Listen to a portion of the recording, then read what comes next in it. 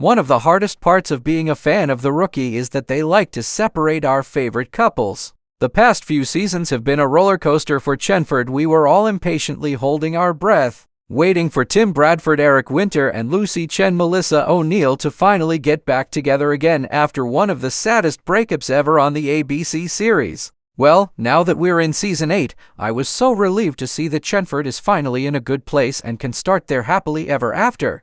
And that's when the Rookie writers decided to pull the rug out from under us again. But this time with another one of our beloved couples. Episode 4 opens with John Nolan, Nathan Fillion, and Bailey Noon Jenna Dewan meeting up with Bailey's old captain, Russ. He's putting together a Pentagon think tank and offers Bailey a job. But this wouldn't be any ordinary position. Nolan and Bailey would actually have to move to Washington, D.C. if she decided to accept the offer. Initially, they both dismiss the idea, but Russ shows up at Bailey's house one more time and reiterates how great he thinks Bailey would be at the job. He also encourages her not to turn down an opportunity just because she thinks she isn't worthy of it. Bailey then asks Nolan to reconsider and at least ask questions about what a relocation might mean for his career.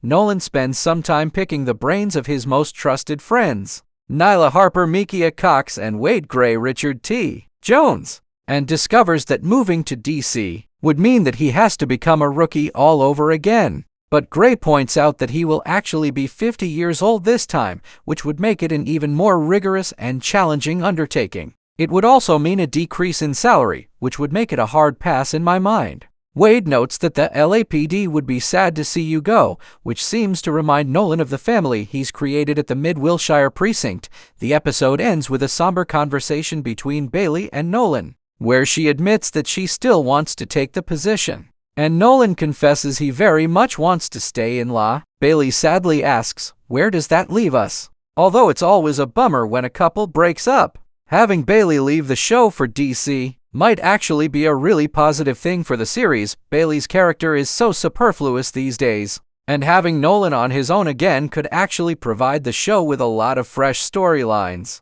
I'm not sure how it will all play out yet, but I'm encouraged that this couple might be heading in a new direction even if it's apart from each other. The Rookie Season 3. Episode 4 follows an intriguing gang-related mystery in the midst of all the Nolan or Bailey drama. The Rookie offers a suspenseful mystery with plenty of twists and turns. When the couple meets up with Bailey's captain, they happen to witness the assassination of a man. He is later identified as Fred Wilson, and there were two shooters involved who strangely ran with two different gangs. At first, suspicion falls on Fred's wife and her boyfriend, but more investigative work zeroes in on two men named Ryder Frost and Kingston Holmes. During a pursuit by Nolan and Miles Penn Derek Augustine, Ryder ends up trying to jump between two rooftops and falls to his death. The cops then discover that Ryder and Kingston had an interesting connection. It turns out that the two men actually grew up as foster brothers. They were taken in by a woman named Mabel Sinclair. A few days prior, she had been injured in a hit-and-run accident.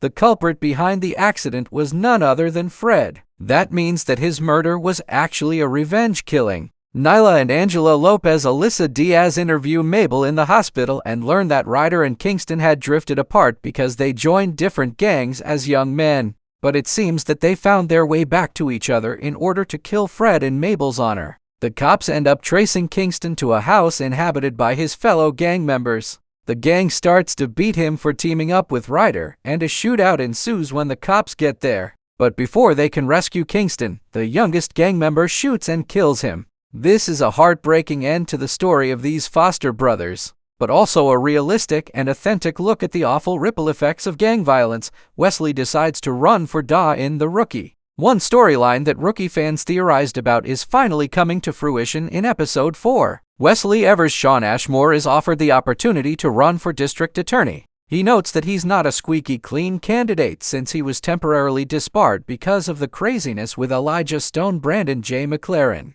But the people backing his campaign think it will only make him look tougher on crime. Wesley's opponent, Ada Vivian Eckert Nikar Zadigan, is furious that Wesley is running even before he officially announces his campaign. Wesley and Angela have a tough decision to make because Angela is concerned about the public scrutiny involved with this type of office. But by the end of the episode, Angela offers her blessing, noting that Wesley could actually provide the city with a shot at real change. This storyline is likely to set up some interesting drama going forward. Especially since Wesley is often sitting on the sidelines, there's also a side storyline about Lucy losing evidence in a case she's about to testify in. She discovers that Smitty Brent Huff is actually responsible for the mishap. This plot doesn't really go anywhere, except to allow Lucy and Tim to share a few brief scenes together and to show that there is much more stress for Tim as the current watch commander. My main takeaway is that both Angela and Wesley and Nolan and Bailey are in for some serious marital conflicts, which could allow the series to include even more compelling tension in future episodes. New episodes of The Rookie air on Monday nights on ABC, with episodes available to stream on Hulu in the US.